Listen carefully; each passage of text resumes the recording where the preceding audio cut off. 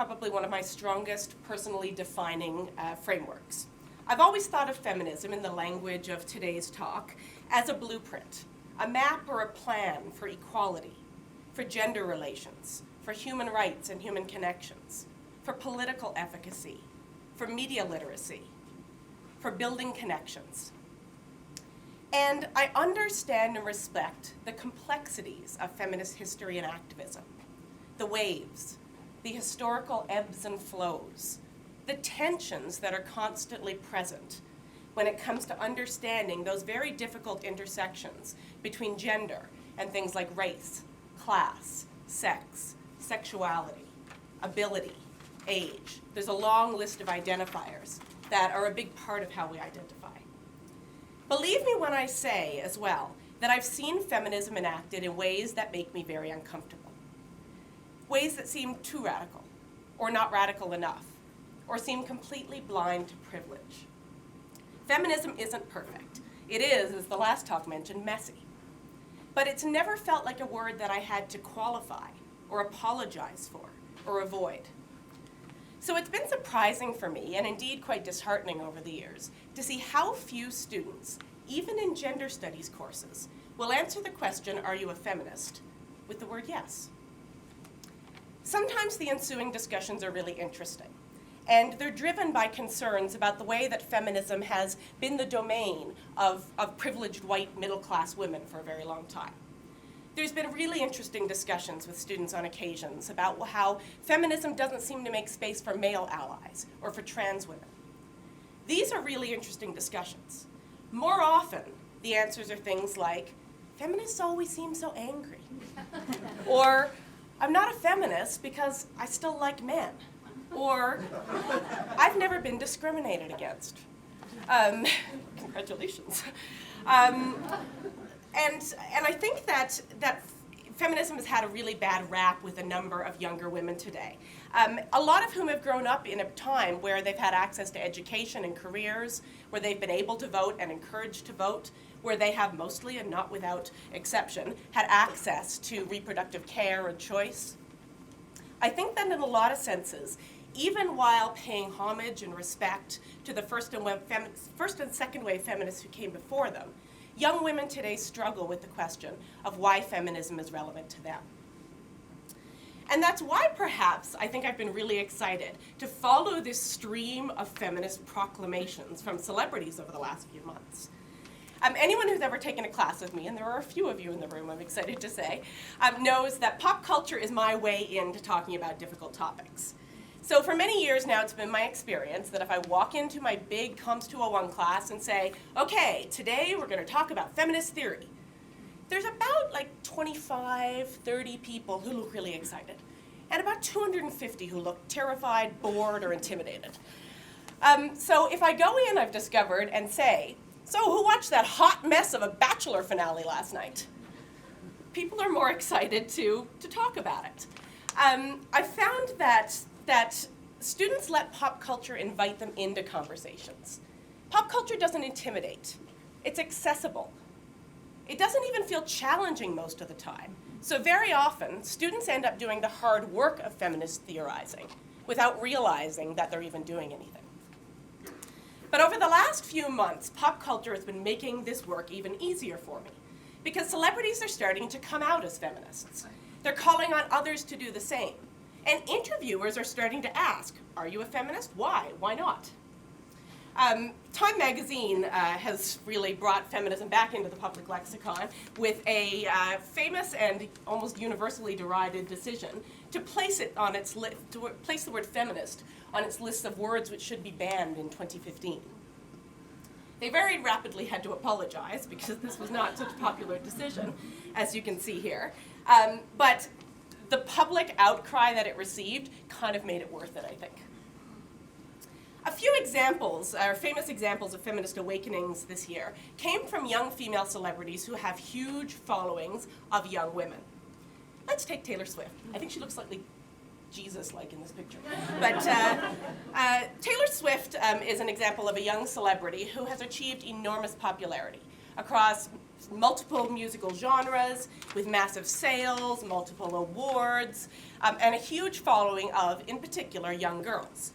She has simultaneously experienced sustained gender-based attacks on her relationship history, on her clothing choices, her intellect, her hairstyles, her friendships with other young women. And in a now oft-quoted interview with The Guardian, Taylor Swift began to identify, and she's done this repeatedly throughout the fall, as a feminist. And she said, and I'm going to give you a quote at length here, "As a teenager, I didn't understand that saying you're a feminist is saying that you hope men and women have equal rights and opportunities. The way it was phrased in culture and society for me was that you hate men. And now I think a lot of girls have had a feminist awakening because they understand what the word means. Becoming friends with Lena Dunham, without her preaching to me, but just seeing why she believes what she believes, why she says what she says, why she stands for what she stands for. It's made me realize that I've been taking a feminist stance all along, without even saying so." Now, not everybody is going to agree with Taylor Swift's definition of feminism. It isn't particularly complex or multifaceted, but it means something to her. It's something she arrived at after careful thought. It's also something that she developed through conversations with another young woman who identifies as a feminist. Most importantly, Swift is going on the record as having engaged with the question of what feminism means to her. And hers is a record that is followed closely, even evangelically, one might say, by a huge, young, impressionable audience. Emma Watson is another, perhaps even better example of the sort of resurgence of feminism in pop culture this year. In a speech to the United Nations in her new role as UN Goodwill Ambassador, Emma Watson helped launch the He for She campaign, which is what we see here, encouraging boys and men to become involved in a feminist movement to end gender inequality. She describes the progression of events that helped her identify as a feminist, being called bossy as a child when she wanted to be the one directing the play, seeing her female friends drop out of sports because they didn't want to be perceived as too masculine, being sexualized by the media as a 15-year-old actress. For Watson, claiming a feminist identity was uncomplicated and unproblematic. But again and again, the media has reminded her that it is not a popular term. For Watson, in this talk, clarifying the definition of feminism was important, and she drew on a very basic dictionary definition: feminism as the political, economic, and social equality of the sexes. The video of Watson's speech went viral within just a few days and continues to be identified as one of the most iconic feminist moments of 2014.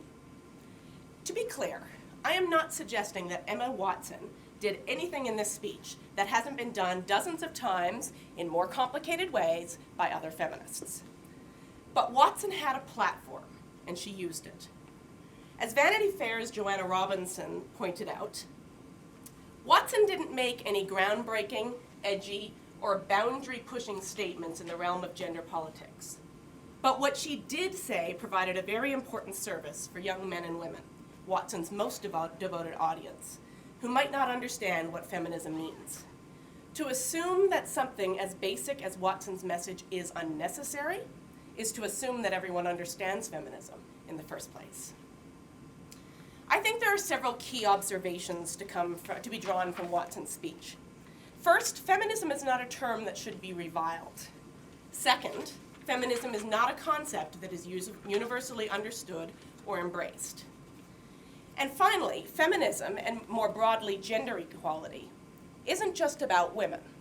It requires support and buy-in from men and boys. This is why I think I'm so enamored with things like the feminist Ryan Gosling meme, or Joseph Gordon-Levitt's call on other men to explain why they don't identify as feminists. Or one of my favorite, as a comedian Aziz Ansari's comment on feminism, where he says, "If you believe that men and women have equal rights, and then someone asks you if you're a feminist, you have to say yes, because that's how words work." You can't be like, "Yeah, I'm a doctor who does primarily diseases of the skin." "Oh, so you're a dermatologist?" "Oh, that's way too aggressive a word." Not at all, not at all.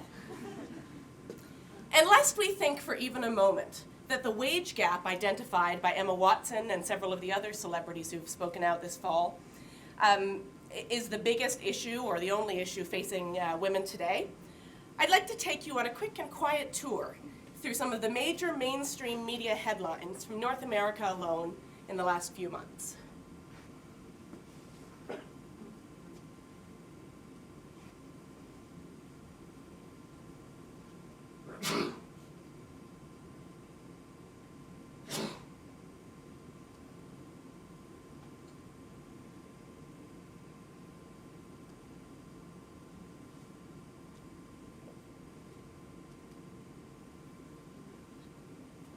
This is an overwhelming list, and it's just a sample, a small sample, of the most prominent, easy to identify, misogynistic public relations disasters that made headlines in recent months.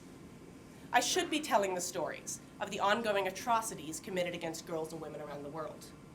I should be talking about the escalating problem of street harassment. I should be talking about the epidemic of missing and murdered Aboriginal women. The list is endless, and addressing it is vital. I am well aware that focusing my attention today on a few high-profile examples of things that are happening in popular culture is simply not enough. But I have to think that it's a start. To be clear, popular culture has power, socially, pedagogically, culturally. The TV and films and music and video games and podcasts and social media that we dismiss as entertainment occupy massive amounts of our time, our energy, and our intellectual attention. They inform our opinions, our interactions, our understanding of ourselves, our understanding of the world around us. Ignore pop culture at your own peril, because it has a lot to say. Are the declarations of feminism that I've talked about today unproblematic? Absolutely not. Of course, Beyonce, I'll give you Beyonce again because I like to finish with her. Beyonce aside, most of the prominent examples that I've talked about today, and the ones that you will have seen most prominently in the women, are not surprisingly young, conventionally beautiful, white women. They occupy a position of privilege in Hollywood, and indeed in the world, that makes declarations of feminism less risky. They don't necessarily have to engage with the complexities of intersectionality that are crucial to understanding feminist activism and feminist history.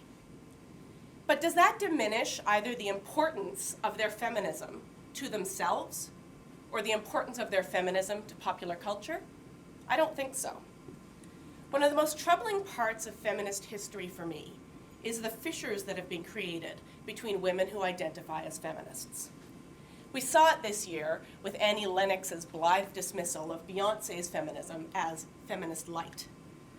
Roxane Gay wrote really eloquently about it in her New York Times bestselling book, Bad Feminist, saying, and I quote, "We need to stop playing the privilege and oppression Olympics because we'll never get anywhere until we start to find more effective ways of talking through difference. We should be able to say, this is my truth, and have that truth stand without 100 clamoring voices shouting, giving the impression that multiple truths cannot coexist."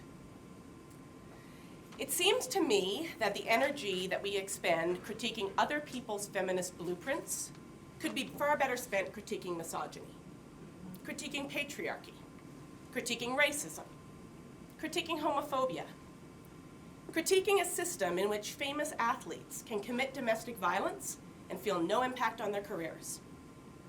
Critiquing a system in which a Canadian media darling can commit repeated systematic violence against women and have it swept under the rug. Critiquing a system in which an academic who talks about misogyny in video games has to cancel a public talk because her safety can't be guaranteed by the university that's hosting her. Critiquing a world in which young men training to be medical professionals can joke about drugging their female patients and be defended by high-profile so-called journalists as boys will be boys. How about we put our energy as feminists into creating a blueprint for respect and equality that challenges those problems, instead of worrying about whether a woman who is unapologetically sexual, wears revealing clothing, has a webcam in her bedroom, or writes pop songs about young love is a good enough feminist. In the spirit of all that a blueprint can be, a map, a guide, a set of principles or best practices, I'd like to see us embrace this surge of interest in feminism in popular culture as a starting point. An invitation into a conversation that can be had on a broad scale and can include more people than a single march or protest or even university classroom can include. We can spend as much time as we like critiquing popular culture, celebrity culture, social media, and mass media, and we should. But in our efforts to demand more, I hope that we don't overlook the power, the inspiration, and most importantly, the potential of declaring and normalizing a feminist identity.